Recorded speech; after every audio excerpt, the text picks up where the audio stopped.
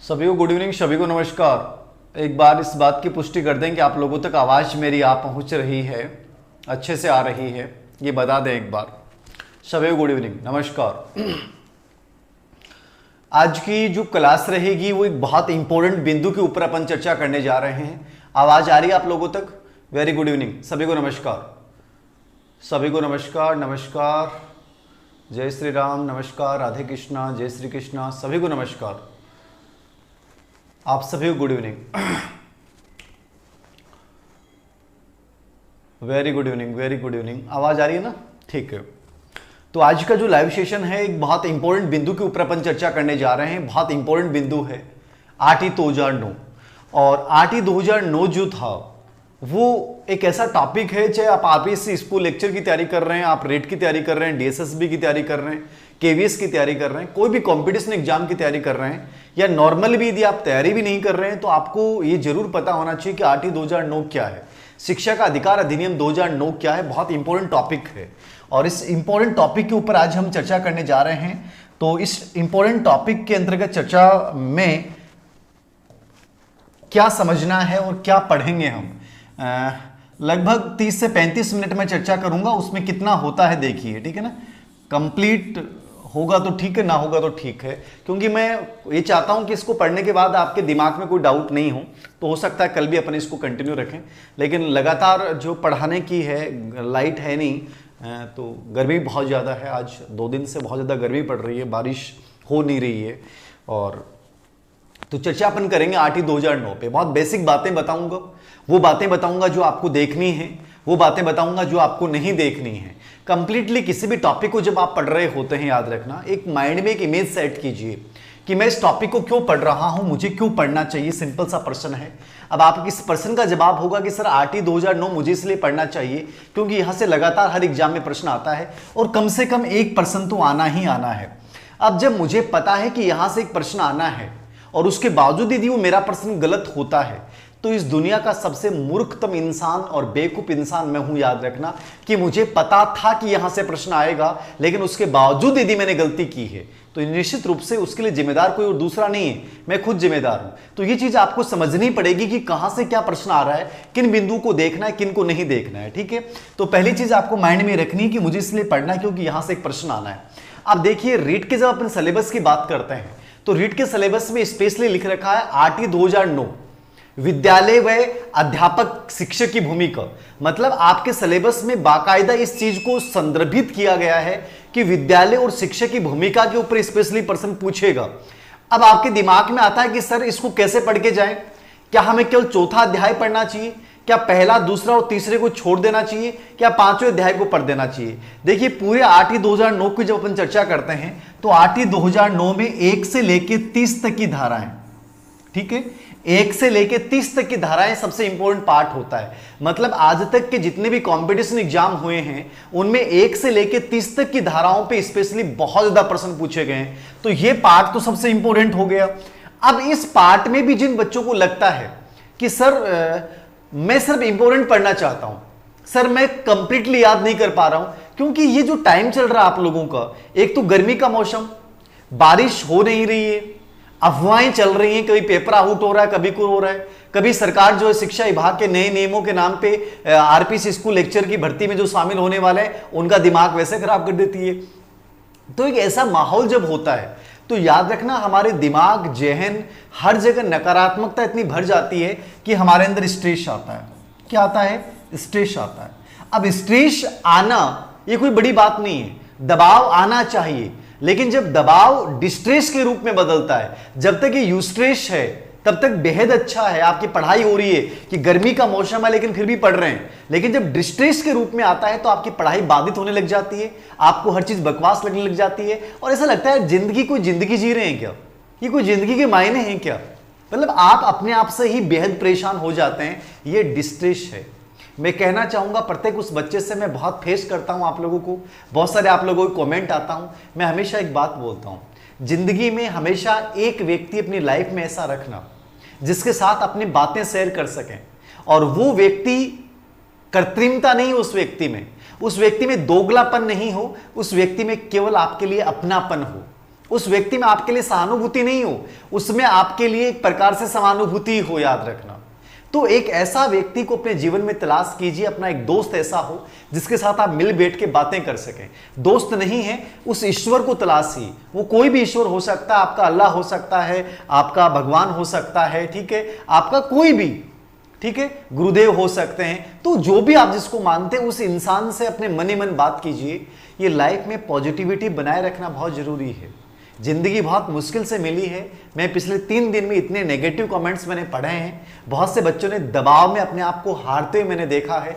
मैं आपको यही कहूंगा, जिंदगी एक बार मिली है और जिंदगी में सिलेक्शन ज्यादा महत्वपूर्ण है, खुश रहना। बहुत अच्छा मूड नहीं हो, खराब मूड हो, कोई भी अच्छी मूवी देख ली, कोई फर्क नहीं पड़ा।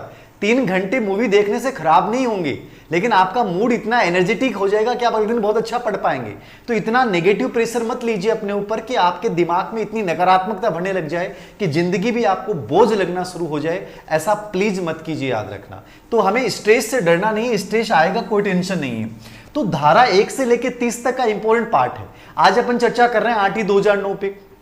अब देखिए, बेसिक बातें बात करूं कि मैं पढ़ना चाहूं, पढ़ाना चाहूं, तो हम किसी भी तह तक इस टॉपिक में जा सकते हैं। कि जैसे मैंने किताब में डाला कि सबसे पहले 1781 में वारेन हेस्टिंग्स ने फारसी मदरसे की खोज की, फिर 1791 में जोनास डंकन ने संस्कृत कॉलेज खोला, फिर ठीक है धीरे धीरे 1813 के शिक्षा अधिनियम में 1 लाख के शिक्षा का प्रावधान किया गया, क्रांतिकारी परिवर्तन था। फिर वुड डिस्पेच आता है जिसे भारतीय शिक्षा का मैग्ना कार्टा कहा जाता है, ठीक है। फिर 1817 में ब्रिटेन में अनिवार्य शिक्षा की बात की जाती है, ठीक है। भारत में 1906 में गायकवाड़ ने बड़ौदा रियासत में पहली बार अनिवार्य शिक्षा की बात की। गोपाल कृष्ण गोखले ने विधान परिषद में अनिवार्य शिक्षा की बात की।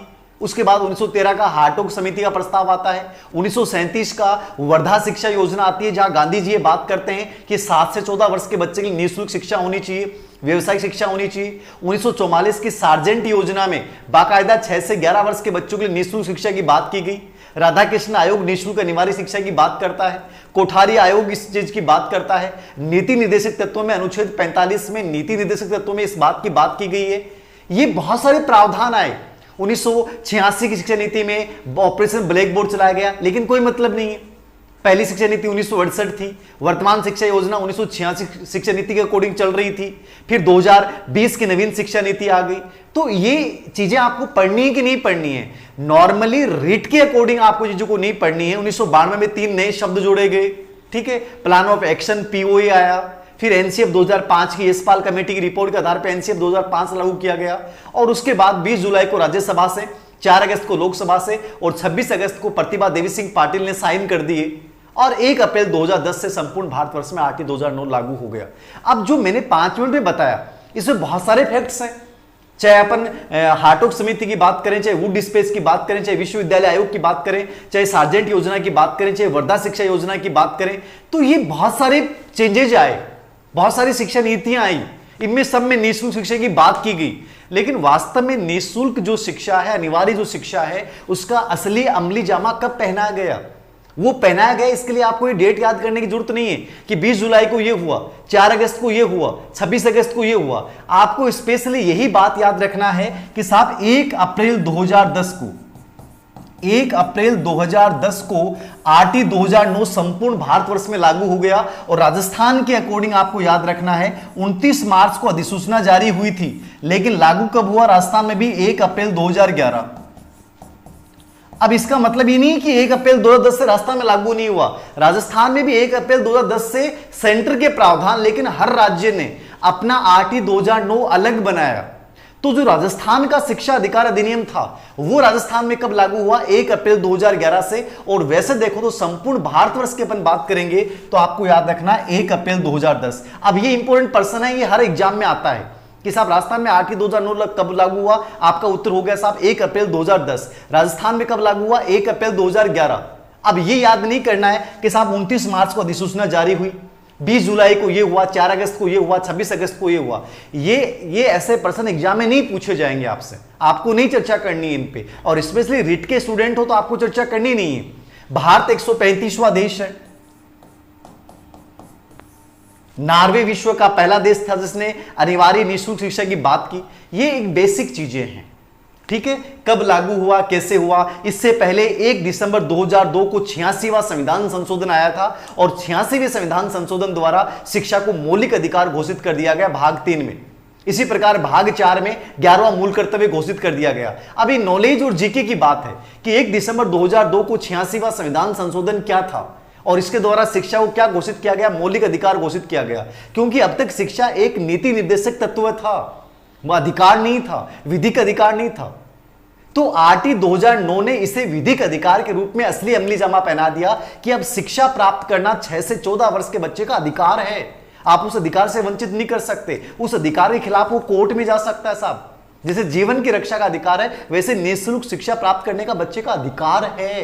ये बहुत बड़ी बात थी, ये बहुत बड़ा चेंज था कि अब तक जिस अधिकार को नीति निर्देशक तत्व के तहत राज्य सरकार का कर्तव्य माना गया था, आज वो बच्चे का अधिकार है साहब।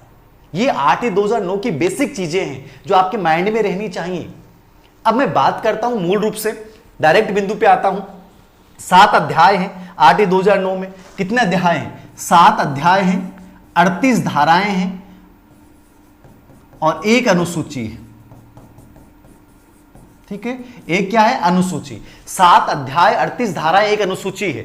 अब इसमें से कौन से अध्याय पढ़ने चाहिए? अब नॉर्मली मैं एक बात करूं कि आप यदि सेफ जोन में खेलना चाहते हैं, सेफ जोन मतलब कि मैं कोई बहुत बड़ा रिस्क लेना नहीं चाह रहा हूं सर, तो मैं आपको सजेस्ट करूंगा कि आपको पहला अध्याय, दूसरा अध्याय, तीसरा अध्याय, चौथा अध्याय और 5वां अध्याय, ये 5 अध्याय आपको देख के जाने चाहिए।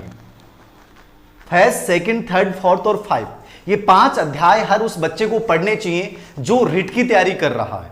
अब इसमें भी यदि आप चाहते हैं, कई बच्चे आप में से कहेंगे कि सर नहीं, मुझे याद नहीं होता है, क्या करूं, बहुत वर्कलोड आ रहा है। अब देखिए, ये चीज स्थिति आप लोगों के साथ है, ये सिचुएशंस आप लोगों के साथ है कि मुझे सिर्फ सिलेक्टेड ही पढ़ना है, मुझे बहुत ज्यादा स्मार्ट स्टडी पे ही फोकस करना है, तो आप केवल चौथा अध्याय पढ़ के जाएं। 90% चांसेस हैं कि चौथे अध्याय से प्रश्न आ जाएगा, 10% हो सकता है कि नहीं आए। 90% मैंने बता दिया है कि रिट में जो प्रश्न आए वो चौथे अध्याय से आ जाए और बाकी चांसेस है कि इनमें से पूछा जाए। तो मैं एक नॉर्मली एग्जाम पैटर्न की बात कर रहा हूं, मैं उस बच्चे की बात कर रहा हूं जो 30 में से 30 नंबर लाना चाहता है, मैं उस बच्चे की बात कर रहा हूं जो टॉप रैंक के बारे में सोच रहा है, मैं उस बच्चे की बात कर रहा हूं जो ये नहीं चाहता कि उसका एक भी प्रश्न गलत हो। उस बच्चे के अकॉर्डिंग मैंने बताया है कि 1 से 5 अध्याय हैं और सेकंड नंबर पे मेरे दिमाग में वो बच्चा है जो हार चुका है, हताश हो चुका है, जिसकी मेमोरी पावर कमजोर हो चुकी है और जिस बच्चे को लगता है कि सर मुझे सिलेक्टेड मैटर बता दो, मेरे पास 2.25 महीने हैं, इसमें मैं क्या पढ़ के जाऊं। तो सिलेक्टेड के अकॉर्डिंग मैंने बता दिया कि चौथा अध्याय आप पढ़ लें। ठीक है, मैं बात कर रहा हूं पहले से लेके 5वें अध्याय की। मैं पहले से 5वें अध्याय की चर्चा कर रहा हूं, क्या क्या महत्वपूर्ण बातें हैं। ज्यादा अपन समय नहीं लेंगे, वही चीजें जो इंपॉर्टेंट है याद रखना। ठीक है,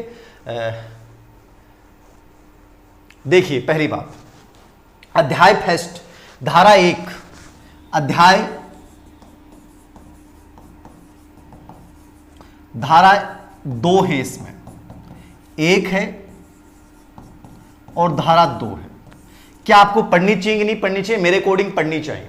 क्या पढ़ना है इसके अंतर्गत, देखना क्या है? देखिए धारा 1 जो कहती है, थोड़ी सी स्पीड ज्यादा रहेगी, याद रखना। आप डेमेज सोच लीजिएगा, कर लीजिएगा।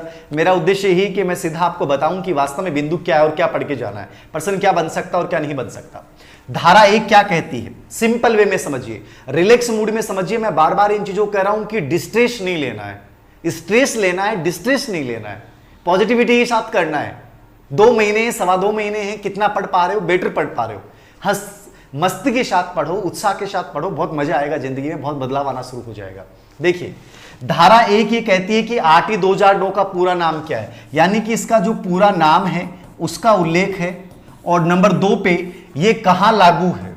ठीक है, ये कहां लागू है, ये 2 चीजें चर्चा है धारा 1 में। तो आरटी की धारा 1 क्या कहती है, किसका पूरा नाम क्या है? निःशुल्क अनिवार्य बाल शिक्षा अधिकार अधिनियम 2009। ठीक है, ये इसका नाम हो गया। तो आपको केवल नाम याद करना है साहब कि नाम जो पूरा है, निःशुल्क व अनिवार्य बाल शिक्षा अधिकार अधिनियम 2009। ठीक है ना। कोड वर्ड में समझ लियो, राइटिंग बेहद खराब लिखूंगा आज, ताकि जिन बच्चों की राइटिंग खराब हो उनमें पॉजिटिविटी आ जाएगी। धीर सिंह सर की राइटिंग खराब हो जाना, धीर सिंह सॉरी असिस्टेंट प्रोफेसर बन गया मेक्यून वंश का, ठीक है ना। तो पॉजिटिविटी बिखेर रहा हूं और इसलिए समझ लेना आप तो जल्दी, ठीक है।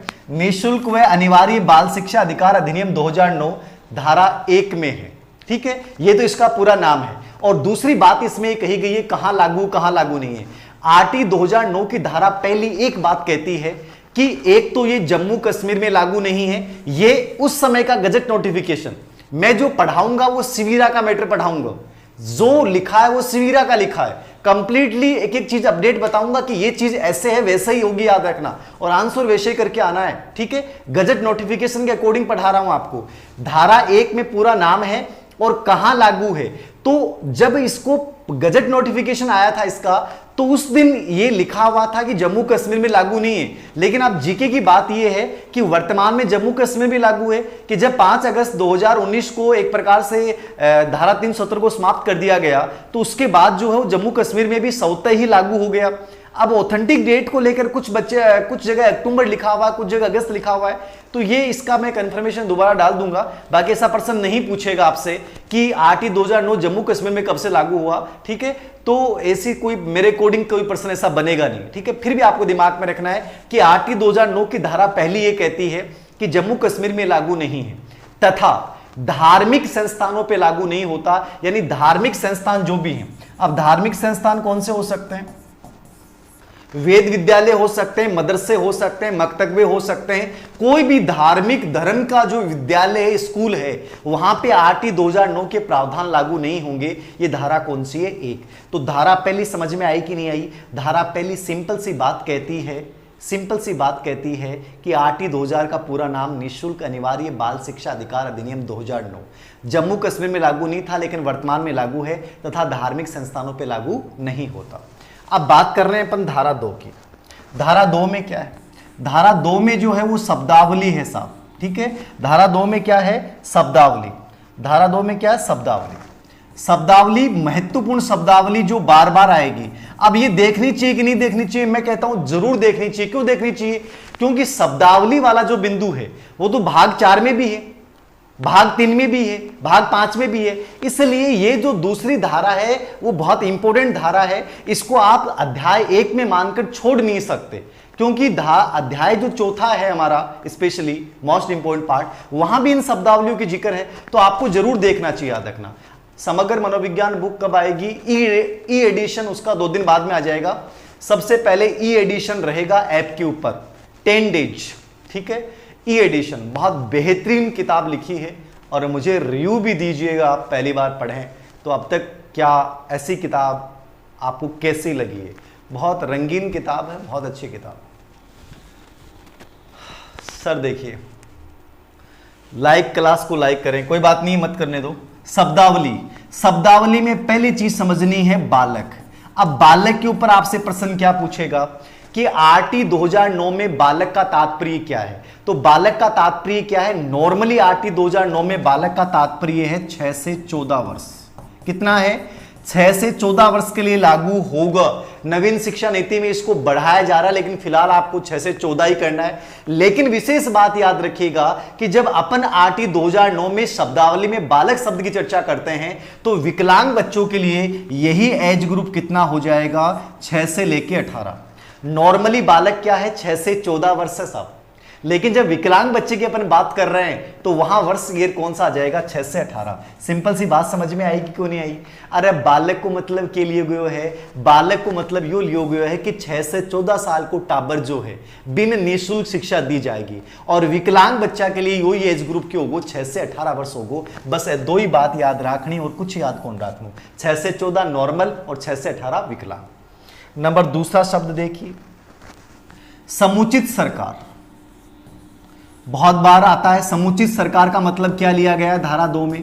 समुचित सरकार बार बार आएगा। समुचित सरकार का मतलब है इसमें केंद्र सरकार भी है, संघीय राज्य सरकारें भी हैं, यानी जहां वो विद्यालय स्थित है वहां की जो सरकारें हैं, जिसमें केंद्र सरकार और राज्य सरकार जो समय समय पर अलग अलग प्रकार के नियम या विहित, एक शब्द आता है विहित, विहित का मतलब कानून या नियम बनाना। तो समुचित सरकार में कौन आ जाएगा? केंद्र और राज्य सरकार दोनों जो आ जाएंगी वो किस में आ जाएंगी? समुचित सरकार में। ठीक है, तो केंद्र और राज्य सरकार जो है वो किस में आ जाएंगी? समुचित सरकार में आ जाएंगी। माइंड में क्लियर है? 3 नंबर पे प्रारंभिक शिक्षा, प्रारंभिक शिक्षा, एलिमेंट्री एजुकेशन। अब देखो प्रारंभिक शिक्षा का मतलब क्या है? प्रारंभिक शिक्षा का मतलब नॉर्मली अपने दिमाग में आता है कि यार 1 से 5वीं है, 1 से 8 है।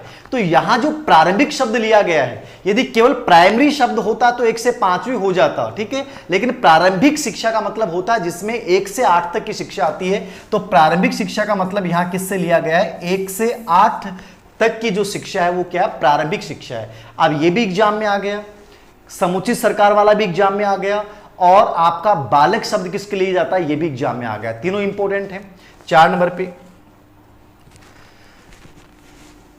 अनुवीक्षण शब्द आता है। अनुवीक्षण ये वैसे धारा 13 में है लेकिन यहां शब्दावली में दिया हुआ है। अभी एग्जाम में प्रश्न आ सकता है आपसे, साहब अनुवीक्षण क्या है? अनुवीक्षण का मतलब है प्रवेश प्रक्रिया, कि जब हम धारा 13 के तहत पढ़ेंगे कि बच्चे का एडमिशन कैसे होगा, एडमिशन के समय विद्यालय को किन बातों का ध्यान रखना है, क्या साक्षात्कार होगा, क्या प्रवेश परीक्षा होगी, नहीं होगी तो क्या होगा, ले लिया जाएगा तो क्या होगा। तो ये कंप्लीटली जो अनुवीक्षण प्रक्रिया है, प्रवेश प्रक्रिया है, इसको अपन क्या बोलते हैं? अनुवीक्षण बोलते हैं। क्या बोलते हैं? अनुवीक्षण।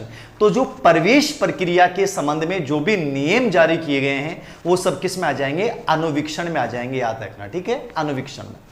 सर नई बुक में पेज कितने हैं? नई बुक में पेज हैं लगभग 370, बड़ी साइज की है, 370 पेज है, लेकिन वो किताब ऐसी है जो आरपीएससी की हर एग्जाम के लिए बेहद उपयोगी है।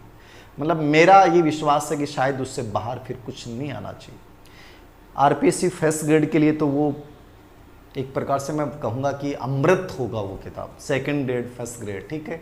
रीड के लिए ऑलरेडी आप पढ़ रहे हैं, आपको कोई जरूरत नहीं है, फिर भी आप देखना चाहें, आपको एक्स्ट्रा मैटर पढ़ना हो, कुछ नया पढ़ना हो, तो उसके लिए आप वो देख सकते हैं, ठीक है। Very good. देखिए सब चर्चा आ जाएंगी, केंद्र राज्य सरकार का अनुपात पर चर्चा कर लूंगा मैं। अनुवीक्षण हो गया, प्रवेश प्रक्रिया। फिर एक शब्द आता है असुविधाग्रस्त बालक। अब ये भी इंपॉर्टेंट है। असुविधाग्रस्त बालक को मतलब क्या है? असुविधाग्रस्त बालक, देखिए असुविधाग्रस्त बालक का मतलब होता है कि जो पिछड़े बच्चे हैं, पिछड़े कौन से? वो आदिवासी हो सकते हैं, वो एसटी हो सकता है, वो एससी हो सकता है, जो शिक्षा की मुख्य धारा से वंचित हैं, ये है असुविधाग्रस्त बालक। तो असुविधाग्रस्त बालक का सिंपल भाषा में आप ये समझ लें कि हमारी जो रिजर्व्ड कैटेगरियां हैं, स्पेशली आदिवासी बच्चे हैं, एसटी एससी के जो बच्चे हैं, और बाकी भी जो बैकवर्ड क्लासेज हैं, उन सब के लिए क्या शब्द लिया गया है? असुविधाग्रस्त बच्चा शब्द लिया गया है। और इन बच्चों के लिए सभी निजी विद्यालयों में, दुर्बल बच्चों के लिए निजी विद्यालयों में 25% सीटें रिजर्व रहेंगी। तो उस संदर्भ में आपको दिमाग में रखना है कि असुविधाग्रस्त बच्चे का मतलब यहां क्या लिया गया है कि जो शिक्षा की मुख्य धारा से वंचित हैं, जो शिक्षा की मुख्य धारा से जुड़े हुए नहीं हैं, ऐसे वो सभी परिवार के बच्चे, जिसमें एसटी एससी स्पेशली जो आते हैं, वो किस में आएंगे? असुविधाग्रस्त बालक में। अब ऐसे एक शब्द आता है कि साहब दुर्बल बच्चे क्या होता है, दुर्बल वर्ग क्या है? तो ये दोनों प्रश्न एग्जाम में बहुत बार रिपीट किए गए, बहुत बार रिपीट किए गए। दुर्बल वर्ग का मतलब है वे माता पिता जिनकी आय निर्धारित आय सीमा से कम है। जैसे वर्तमान में आय का मानक रखा कि साहब बीपीएल 2.5 लाख रुपए से कम, कि स्कॉलरशिप के लिए 2.5 लाख रुपए से कम होनी चाहिए, 2.5 लाख रुपए ज्यादा हो जाएगी तो आप जो है उसका लाभ नहीं ले सकते। तो यहां दुर्बल वर्ग का मतलब क्या है कि जिनके माता पिता की आय निर्धारित आय सीमा से कम है, उनके बच्चे किस में शामिल होंगे? उनके बच्चे दुर्बल में होंगे। ये तीनों शब्द समझ में आए कि नहीं आए? अनुवीक्षण प्रवेश प्रक्रिया है, असुविधाग्रस्त बालक का मतलब है जो शिक्षा की मुख्य धारा से वंचित हैं, रिजर्व्ड कैटेगरियां, और दुर्बल वर्ग का मतलब क्या है? जिनके माता पिता की आय निर्धारित आय सीमा से कम है, वो क्या है? दुर्बल वर्ग है। तो ज्यादा मैं लिखा नहीं रहा हूं, डायरेक्ट चर्चा कर रहा हूं, याद रखना, ये आप नोट करते जाना अपने माइंड में, एक रिवीजन हो जाएगा आप लोगों का, एक प्रश्न आपका तैयार हो जाएगा। दुर्बल वर्ग के साथ बाद में एक शब्द आता है, असुविधाग्रस्त हो गया, बालक हो गया, अनुवीक्षण हो गया, एक शब्द आता है विहित। देखिए विहित का मतलब कोई इंपॉर्टेंट नहीं है, विहित का मतलब जो कानून बनाए जाते हैं, नियम बनाए जाते हैं। एक शब्द आता है विद्यालय, स्कूल, तो स्कूलों की 4 प्रकार की कैटेगरियां हैं। एक कंप्लीटली निजी विद्यालय है, एक वो निजी विद्यालय हैं जिनको सरकार से अनुदान प्राप्त है, एक सरकारी विद्यालय हैं, और एक जो विशिष्ट श्रेणी के विद्यालय हैं जिसमें अपने केवीएस, नवोदय, अपने सैनिक मिलिट्री स्कूल, ये 4 प्रकार के स्कूल की कैटेगरियां हैं। लेकिन मैं इसमें ज्यादा चर्चा नहीं कर रहा क्योंकि इंपॉर्टेंट बिंदु नहीं है। शब्दावली में आपको याद रखना है बालक का मतलब क्या है, समुचित सरकार का मतलब क्या है, अनुवीक्षण का मतलब क्या है, दुर्बल वर्ग का मतलब क्या है, और असुविधाग्रस्त बालक का मतलब क्या है, ये स्पेशली आपको याद रखना है, बाकी इग्नोर कर दीजिएगा। ठीक है, ये पहला अध्याय है, धारा 1 और 2। नंबर 2, थोड़ा सा फास्टली चल रहा हूं मैं। अध्याय 2, ठीक है, अपना अध्याय मतलब अध्याय दूसरे की अपन बात करेंगे। अध्याय 2, पहले अध्याय में 2 धाराएं थी, अब अध्याय 2 में 3 धाराएं, 3, 4 और 5। समझिएगा, एक बच्चे का आज भी कमेंट था, इससे पहले भी कमेंट था कि सर अध्याय 2 का नाम है विस्तार। वो एक अध्याय पहला एक प्रकार से प्रस्तावना है, अध्याय 2 में विस्तार दिया गया है। और मैं जो बातें बता रहा हूं याद रखना सरकार के गजट नोटिफिकेशन के अकॉर्डिंग है, वो यूं ही बनावटी नहीं है। तो मेरे अकॉर्डिंग आपको दिमाग ज्यादा लगाना नहीं है, तो एक प्रकार से सीधा पॉइंट टू पॉइंट पे चर्चा करनी है। ठीक है, धारा 3 जो है उसमें क्या लिखा गया है। धारा 3 में आप में से बहुत से बच्चों ने चर्चा करी कि सर ये चीज बताइए कि निःशुल्क व अनिवार्य शिक्षा की जो बात है वो कौन सी धारा में है। बहुत सारी धाराओं में चर्चा की गई है, कोई टीचर कहता है कि साहब ये, कोई टीचर ये कहता है। मैं हमेशा एक चीज बोलता हूं आप लोगों को कि कभी मेरी बात पे भी विश्वास मत कीजिए, आप खुद को, आपको कोई चीज को चेक करना चाहिए कि वास्तव में चीज क्या है। खुद गजट नोटिफिकेशन देखिए, ये कोई जरूरी नहीं कि धीर सिंह सर कह रहे हैं वो एकदम सत्य है, गलत भी हो सकता है साहब, इंसान है, इंसान से गलतियां होती हैं, तो ऐसा कुछ भी नहीं है। आप उन बातों को खुद भी चेक कीजिए। जब गजट नोटिफिकेशन आप देखोगे भारत सरकार का, राज्य सरकार का, दोनों का गजट नोटिफिकेशन देखिए आप 8/2009 पे, वहां आपको यही मिलेगा कि प्रत्येक बच्चे को अपने नजदीकी विद्यालय में निःशुल्क व अनिवार्य शिक्षा प्राप्त करने का क्या होगा, अधिकार होगा। एक बच्चा कह रहा है गुरुजी थे फेंक रहे आओ कि तारी किताब से आओगे। अरे भाई जवान तन, एक तो सैल्यूट। ठीक है, पहली बात तो यह है कि पेपर में नहीं बनाऊंगा। मैं क्यों बनाऊंगा पेपर? पेपर आरबीआई बोर्ड बनाएगी। ठीक है, अब वो एक एक चीज ने कमेंट में रिपीट कर रहे हो, मतलब ये है फ्रस्ट्रेशन, ये है स्ट्रेस, डिस्ट्रेस। ठीक है, कि ये पागलपन की स्थितियां होती हैं, याद रखना, नेगेटिवली टारगेट करने के लिए। ठीक है, पेपर हमेशा कहीं कोई निश्चित नहीं होता है, लेकिन एक विश्वास होता है जब अपन मैटर बनाते हैं कि इस मैटर को बनाने के बाद, इस मैटर को पढ़ने के बाद कोई बच्चे का मेरे अकॉर्डिंग बाहर नहीं आना चाहिए। बाकी तो लैंग्वेज तो चेंज होती है, साइकोलॉजी एक ऐसा विषय है, तो ऐसी चीजों पे ध्यान मत दें आप। ठीक है, आप कितना पढ़ते हैं, क्या पढ़ते हैं। ठीक है, अब जैसे मैंने कहा कि आरपीएससी फर्स्ट ग्रेड में कोई पर्सन बाहर नहीं आया, सबके सब आ गए। मेरे को थोड़ी पता था कि सबके सब आ जाएंगे। अब मैं कहूं कि रिट में आ जाएंगे, एक अनुमान ही तो है, जरूर थोड़ी आ जाए, नहीं आए। ठीक है, तो ये चीजें एक आप अपने अनुभव के आधार पर, अपनी मेहनत के आधार पर एक विश्वास जताते हो कि मेरा विश्वास है, मेरी मेहनत है और ऐसा होना चाहिए। लेकिन इतना टेंशन में मत रहा करो, इतना डिस्ट्रेस में मत रहा करो, ये पागलपन की स्थितियां हैं। और ये कुछ दिनों बाद में क्या होगा, 5-10 दिन बाद में दीवारों से सिर भिड़ाना शुरू कर देंगे, याद रखना। ठीक है, तो युवराज जी इससे मेरा निवेदन है कि आप संतुलन स्थिति में रहें, ये वापस आप जो है वो डिस्ट्रेस से यूस्ट्रेस में आने की कोशिश करें। ठीक है, तो धारा 3 में देखिए क्या इंपॉर्टेंट बिंदु है। धारा 3 ये कहती है कि 8/2009 में ये प्रावधान किया गया कि प्रत्येक बच्चे का अधिकार होगा, यानी कि निःशुल्क शिक्षा प्राप्त करने का अधिकार की जो पैरवी की गई है वो यहां की गई है कि प्रत्येक बालक का अधिकार है। प्रत्येक बालक का क्या है, ये अधिकार होगा। तो जो अधिकार की बात की गई है वो कहां की गई है, वो धारा 3 में की गई, याद रखना। कहां की गई? धारा 3 में, कि उसको कंप्लीटली निःशुल्क शिक्षा दी जाएगी, अनिवार्य शिक्षा दी जाएगी उसको नजदीकी विद्यालय में। अब इसका निःशुल्क और अनिवार्य शिक्षा का मतलब क्या है? निःशुल्क और अनिवार्य शिक्षा का 8/2009 के पीछे जो भावना थी वो भावना ये थी कि साहब बच्चे से किसी प्रकार का शिक्षण शुल्क नहीं लिया जाए, और 1 से 8वीं तक आप देखते हैं कोई भी प्रकार की ट्यूशन फीस नहीं ली जा सकती। गवर्नमेंट स्कूल्स की बात कर रहा हूं, पब्लिक स्कूल ले रही है वो एक अलग बात है, लेकिन राजकीय के अकॉर्डिंग जो है वो कभी भी 1 रुपया आप नहीं ले सकते, याद रखना। ठीक है, कभी नहीं ले सकते आप 1 रुपया। और यहां तक कि किताबें आपको निःशुल्क देनी है। और सरकार की तो ये भी मंशा थी कि 8 2009 की धारा 3 के तहत बच्चों को बैग भी निःशुल्क दिए जाए, याद रखना, बैग का भी रुपया नहीं लिया जाए, याद रखना। तो कितनी अच्छी फीलिंग्स है इसके पीछे। लेकिन वही होता है ना, कोई चीज जो फ्री में मिलती है उसकी उपयोगिता नहीं होती है। आज हमें पता ही गवर्नमेंट स्कूल में निःशुल्क शिक्षा है, कितने लोग गवर्नमेंट स्कूल में डलवाना चाहते, नहीं डलवाना चाहते। मैंने कहा ना कि यूट्यूब पे मैंने 60% कोर्स डाला, लेकिन कोई वेटेज ही नहीं हुआ, कोई वैल्यू ही नहीं हुई। ये एक आदमी की धारणा होती है, और वही चीज जब वो पैसे लेके खर्च करता है उसे लगता है कि हाँ अब मुझे मिलेगा। ये हमारी धारणा है, आम आदमी की धारणा है, ठीक है, कि फ्री में जब कोई चीज मिलती है तो वैल्यू नहीं करती है, वो असर नहीं करती है, क्योंकि साइकोलॉजिकली भाव ही अपना नेगेटिव होता है कि यार फ्री मिल रहे है तो ऐसा ही मिलेगा। ये हमारे पीछे धारणा होती है। तो ये धारा 3 में इस बात का प्रावधान किया गया है कि प्रत्येक बच्चे का अधिकार है कि वो निःशुल्क व अनिवार्य शिक्षा प्राप्त करेगा, ये उसका अधिकार है। वो कोर्ट के शरण में जा सकता है इसको लेकर, और उससे किसी प्रकार का शिक्षण शुल्क नहीं लिया जाएगा। तो माइंड में रखना, जो निःशुल्क अनिवार्य शिक्षा के अधिकार की बात की गई है वो धारा 3 में की गई है। धारा 4 क्या है? धारा 4 बहुत इंपॉर्टेंट है। धारा 4 ये कहती है कि बच्चे को उसकी आयु के अनुसार क्लास में स्थान देना है, आयु के अनुसार क्लास में स्थान देना है, ठीक है। आयु के अनुसार क्लास में स्थान देने का मतलब क्या है?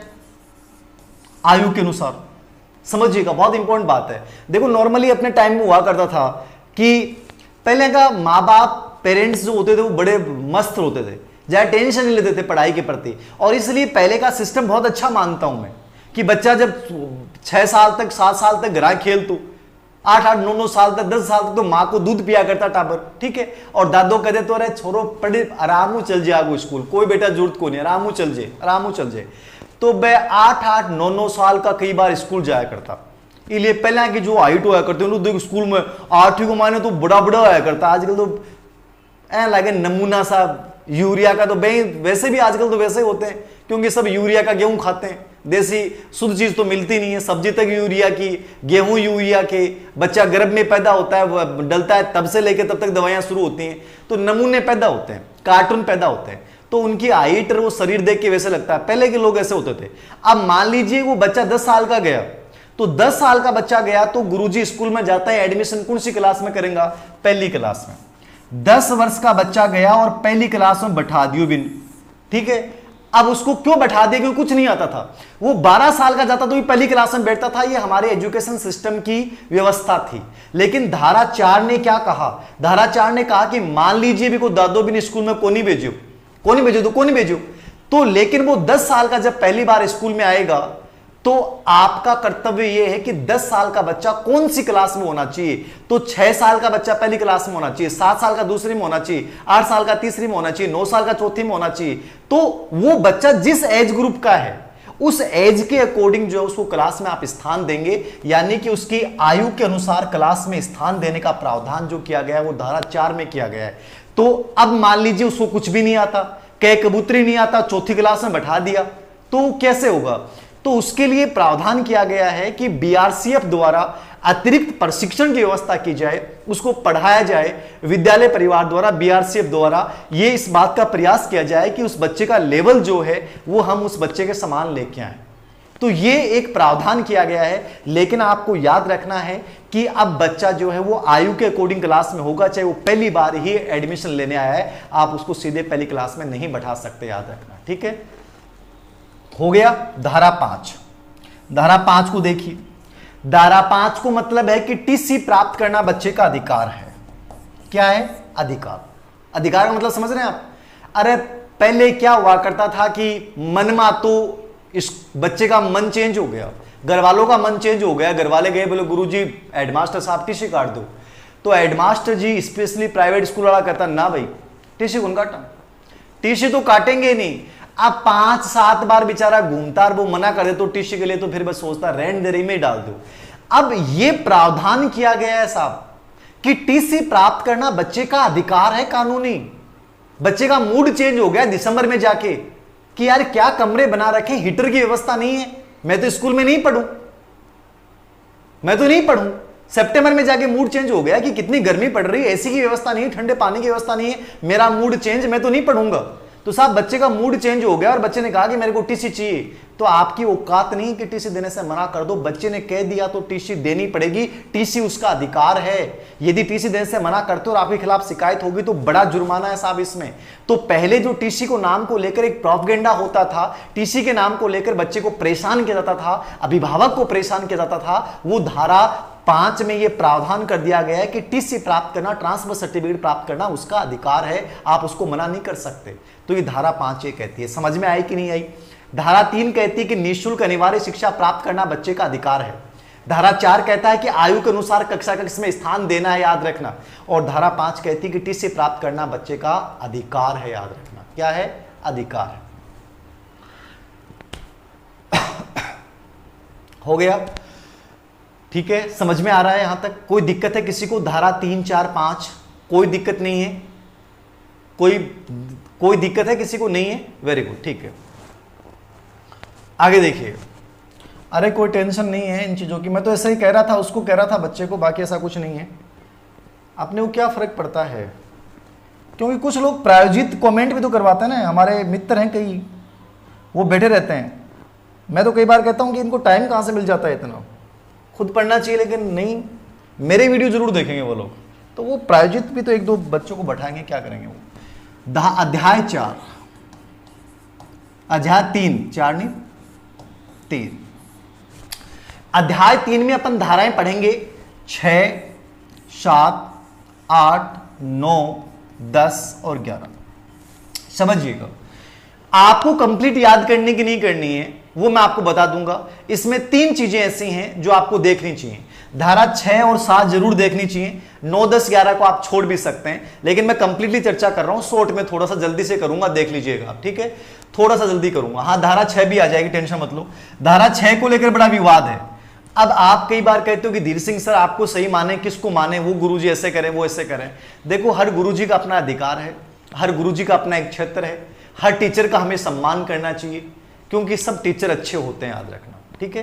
बस फर्क ये पड़ जाता है कि हम मैटर और कंटेंट जब पढ़ाते हैं तो हमें उसकी ये चीज पता होना चाहिए कि वास्तव में वो सही है कि गलत है। अब धारा 6 अध्याय 3 जो है उसका नाम है कि समुचित सरकार, माता पिता और स्थानीय प्राधिकार के कर्तव्य। यानी अध्याय 3 में इस बात की चर्चा की गई है कि समुचित सरकार का कर्तव्य क्या है, स्थानीय प्राधिकार जो लोकल बॉडी है उसका अधिकार क्या है, और आपका जो माता पिता पेरेंट्स है उनका क्या कर्तव्य है। ये आपका अध्याय जो है वो 3 है, समझिएगा। अध्याय 6 में दूरी की बात की गई है। दूरी का मतलब क्या है कि 1 से लेके 5वीं तक का जो विद्यालय है वो 1 किलोमीटर के दायरे में होगा। कितना किलोमीटर? 1 किलोमीटर के दायरे में होगा। अब बताओ 6 से 8 कितना होगा? 6 से 8 कितना होगा बताइए? 6 से 8 बताओ, 6 से 8 बताओ कितना होगा? बताइए, मुझे इस प्रश्न का आंसर चाहिए।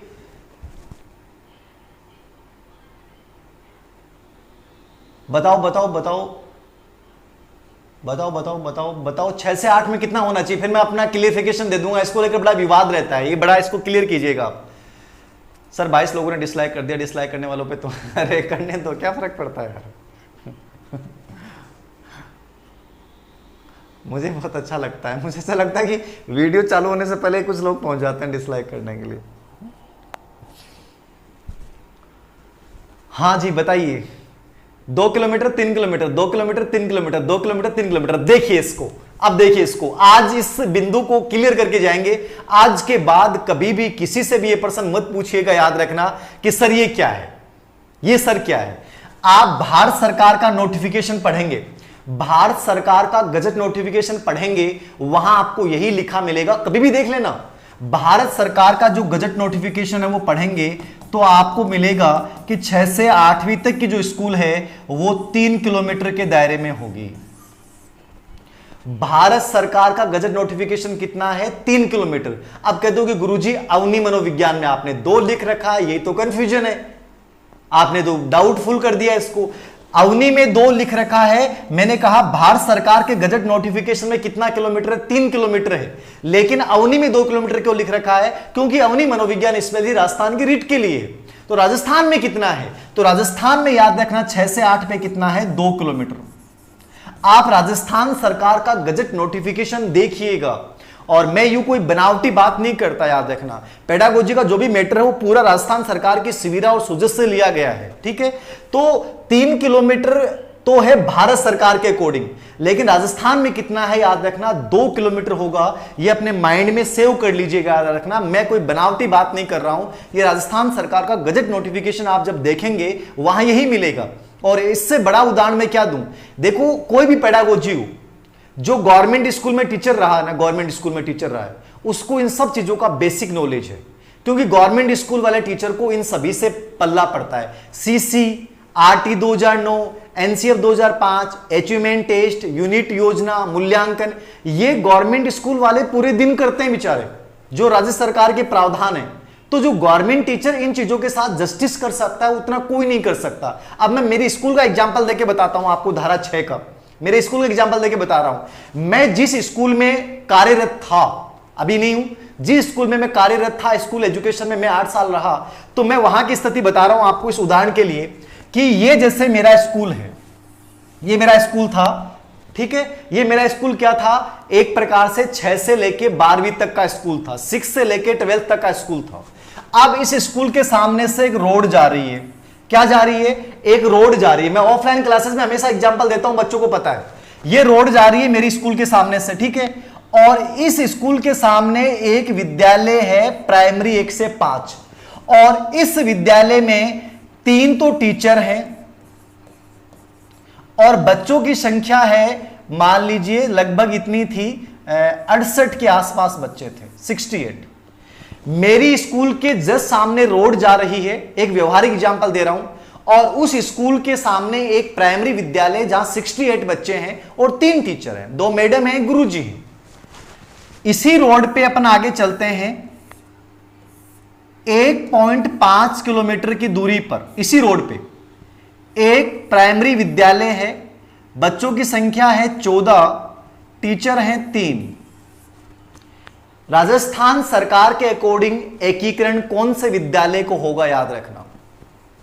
राजस्थान सरकार का एकीकरण कौन सी विद्यालय में होगा, ये मेरा गवर्नमेंट सीनियर सेकेंडरी स्कूल है, ये इसके जस्ट सामने प्राइमरी स्कूल है, और ये 1.5 किलोमीटर की दूरी पे 14 बच्चे वाला प्राइमरी स्कूल है। इसमें 68 बच्चे हैं, 3 टीचर हैं। इनमें से कौन से विद्यालय का एकीकरण इस विद्यालय में होगा, बताइए। 1.5 वाले का होगा या जो स्कूल के जस्ट सामने उसका होगा। युवराज कोई बात नहीं, गलती से बोल दिया आपने, कोई बात नहीं, ये तो एक सामान्य था, मैं तो इसे बोल देता हूं, ऐसा कुछ नहीं है। मैंने इसलिए कहा कि पॉजिटिव रहा करो, नेगेटिव मत सोचा करो। पॉजिटिव रहा करो, नेगेटिव मत सोचा करो, हर चीज में पॉजिटिव रहो। कोई भी चीज से पढ़ रहे हो, जिसके पास पढ़ रहे हो, उस पर जरूर बिलीव रखें। सिख बताओ कौन सा होगा। यस सर, यस सर, बताओ बताओ बताओ। अरे माफ कर रखा मैंने, मैं तो मेरे प्रतिस्पर्धियों को ही माफ करके रखता हूं, बोलता ही नहीं हूं, कुछ भी नहीं बोलता हूं। वेरी गुड, ध्यान देना, इस बात को समझिएगा। आप कभी भी देखना, ये एक गवर्नमेंट का एक बहुत सामान्य सा फार्मूला है। ये जो एकीकरण हुआ वो इस विद्यालय का हुआ, इसका नहीं हुआ 1.5 किलोमीटर वाले का। क्यों नहीं हुआ, अब आप समझोगे इसका क्यों नहीं हुआ। वो विद्यालय आज भी चल रहा है, वो विद्यालय आज भी चल रहा है, लेकिन इस विद्यालय में जिसमें संख्या बहुत अच्छी थी, इसका विलय कर दिया गया, क्योंकि सरकार की पॉलिसी है कि हर 1 किलोमीटर में प्राइमरी स्कूल होगा। ये जो स्कूल है वो 1 किलोमीटर के बाद में है, लेकिन नामांकन कम है, कोई फर्क नहीं पड़ता, लेकिन हर 1 किलोमीटर में प्राइमरी स्कूल होगा। इसलिए जो प्राइमरी टीचर हैं, प्राथमिक टीचर हैं, लेवल फर्स्ट के टीचर की वैकेंसियां ज्यादा आती हैं, क्योंकि इनके स्कूल ज्यादा है, याद रखना। और 6 से 8 जो होगा वो हर 2 किलोमीटर के दायरे में होगा, इसलिए जो विलय हुआ वो इस स्कूल का हुआ, इसका नहीं हुआ। यानी हर 1 किलोमीटर में एक प्राइमरी स्कूल होगा। ये कॉमन सा उदाहरण मैंने इस बात का दिया है, ये मेरी स्कूल का रियल एग्जाम्पल मैंने आप लोगों को बताया है कि इस प्रकार से किसी चीज को आप समझ सकते हैं, ठीक है। तो ये याद रखना। धारा 5, धारा 6 होगी। धारा 7 को देखिए अब, यानी धारा 6 में आपको याद रखना 1 से 5 1 किलोमीटर, 6 से 8 2 किलोमीटर। केंद्र सरकार डीएसएसबी केवीएस का एग्जाम देने जाएंगे तो वहां 3 किलोमीटर, ठीक है। धारा 7, धारा 7 को समझिए। धारा 7 क्या है, अब धारा 7 का मतलब समझ लीजिए, बहुत सिंपल सा है। धारा 7 में है वित्तीय अनुपात। वित्तीय अनुपात जो वित्त आयोग तय करेगा। अब इसको लेकर बड़ा दिवस रहता है, सर क्या याद करें, कुछ याद नहीं करना, आप इतना याद रखना कि वर्तमान में कितना है 60:40, बस ये याद रखना, अनिल बोरदाई कमेटी कहती है 68-32 है, फिर पहले 65-35 था, 60-40 है। इसको लेकर टेंशन नहीं ले, 99% तो ये प्रश्न एग्जाम में पूछेगा ही नहीं, और पूछे तो आपको याद रखना है बस 60-40 वर्तमान में कितना 60-40 है। और जो पूर्वोत्तर राज्य होते हैं, कौन से राज्य, पूर्वोत्तर जो राज्य होते हैं वहां 90:10 है, क्योंकि वो पिछड़े हुए एजुकेशन में। पूर्वोत्तर राज्य आर्थिक स्थिति से भी तो 90:10 है पूर्वोत्तर राज्यों में। बाकी आप इतना याद रखो 60:40, 60 केंद्र सरकार, 40 राज्य सरकार। आपका अधिकतर वेतन जो होता है थर्ड ग्रेड का वो केंद्र सरकार से आता है, याद रखना। बहुत बड़ा आरटी 2009 के तहत आता है, याद रखना। ये बहुत बड़ा प्रावधान है, और जो भर्ती है वो भी सरकार की इस पॉलिसी के तहत इनको करनी पड़ती है, इसलिए थर्ड ग्रेड की वैकेंसियां ज्यादा आने की संभावनाएं रहती हैं। तो धारा 7 में इतनी सी बात याद रखियो, 60:40 है वर्तमान में। अनिल बोरदाई कमेटी ने 68:32 बताया था, लेकिन वर्तमान में आपको 60:40 रखना है, पूर्वोत्तर में 90:10 रखना है, ठीक है। तो धारा 7 में वित्तीय अनुपात है केंद्र और राज्य सरकार का, और वर्तमान में कितना है 60-40 है, केवल यही याद रखना है। बाकी किसी विवाद में आपको घुसना नहीं है, और जो पूर्वोत्तर राज्य है वहां 90:10 है, याद रखना। धारा 6 में आपको मैंने बता दिया 1 से 5 1 किलोमीटर, 6 से 8 2 किलोमीटर, ठीक है। और कोई टेंशन है, शिक्षक की न्यूनतम योग्यता की बात अपन धारा 23 में करेंगे। अभी आपके सब डाउट्स क्लियर हो जाएंगे 8/2009 में, ठीक है। सब डाउट्स क्लियर हो जाएंगे, कोई दिक्कत नहीं है, सब डाउट्स क्लियर हो जाएंगे। सर ऑप्शन में 2 और 3 किलोमीटर हो तो राजस्थान के अकॉर्डिंग 2 किलोमीटर करके आना है। राजस्थान के एग्जाम दे रहे हो 2 किलोमीटर ही करना है आपको।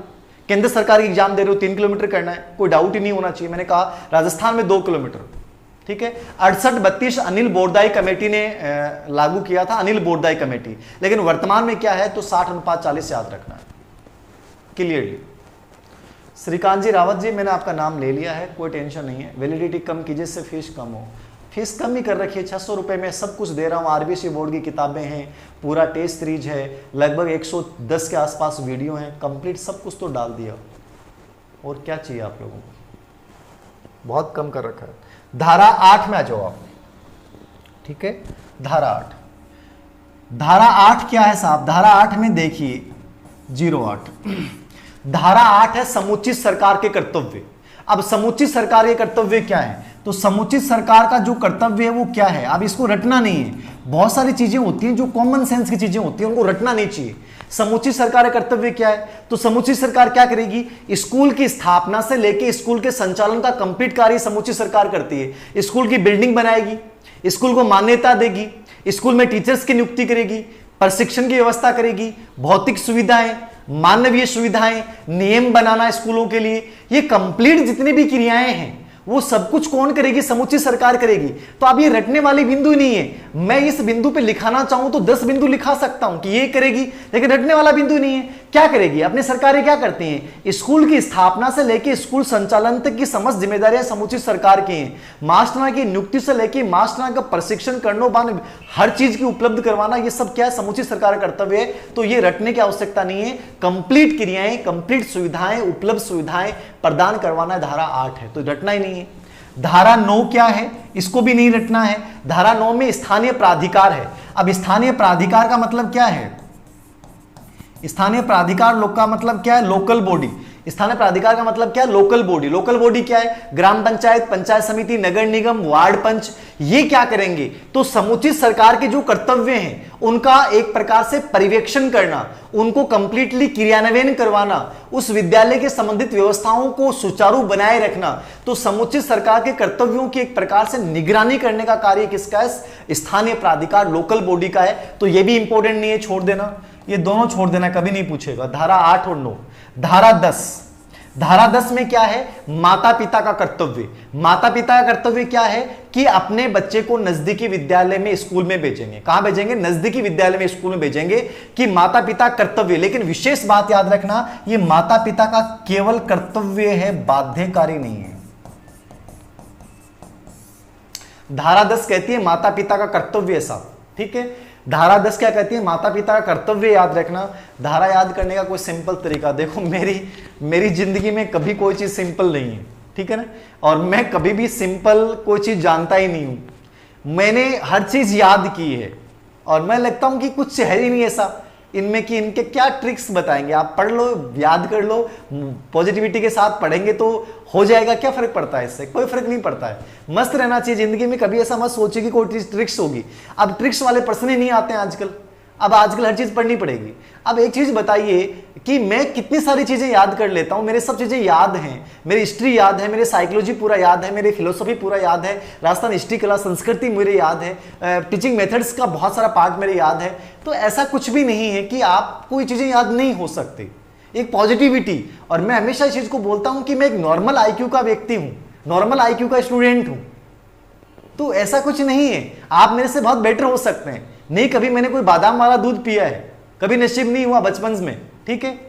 तो बचपन में क्या, अब जाके कुछ जाके गवर्नमेंट जॉब लगने के बाद ऐसा लगा कि कुछ है, बाकी कुछ भी चीजें ऐसा नहीं है। तो जिंदगी में हमेशा एक चीज को याद रखें, आप कुछ भी कर सकते हैं, आप में अपार संभावनाएं। कभी जिंदगी में कोई शॉर्ट तरीके की तरफ ध्यान मत दीजिए। बेटर तरीका है, मेहनत करेंगे बेटर निकल जाएंगे। तो धारा 10 में माता पिता कर्तव्य है। अब कर्तव्य मतलब कि आप ये कह दो कि माता पिता को पढ़ाना पड़ेगा। बच्चा ये कह सकता है सरकार को कि आपका अधिकार है, मेरा पढ़ना अधिकार है, लेकिन माता पिता पढ़ाएं ये कर्तव्य है, उनका अधिकार नहीं है माता पिता का। आप थोप नहीं सकते, ठीक है। तो माता पिता का कर्तव्य है कि अपने बच्चे को नजदीकी विद्यालय में शिक्षा प्रदान करवाएं, ये धारा 10 कहती है। तो नजदीकी विद्यालय में शिक्षा प्रदान करना है माता पिता क्या हो गया, कर्तव्य।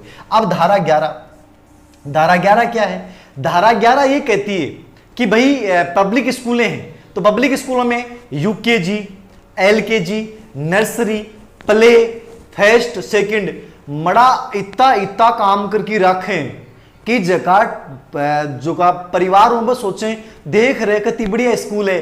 पहले तो नर्सरी के मायने जा टाबर, फिर एलकेजी में जा, फिर यूकेजी में जा, फिर फर्स्ट में आवे। और गवर्नमेंट स्कूल में जाता है टाबर ने टेक दिन पहली क्लास के मायने ले भाई, ठीक है। अब बा माता पिता का मायने एक अंतर आगू कि भाई देख रहे भी प्राइवेट स्कूल वाला देख तो बढ़िया काम कर रखे है, पहले प्ले मेथड पढ़ाओ, फिर नर्सरी, फिर एलकेजी, यूकेजी। तो इसलिए गवर्नमेंट स्कूल में ये प्रावधान किया गया कि यहां तो 6 साल का बच्चा पहली क्लास में पढ़ेगा, वहां तो एलकेजी यूकेजी का सिस्टम ही नहीं है, दे दे तो वहां भी आ जाएगा।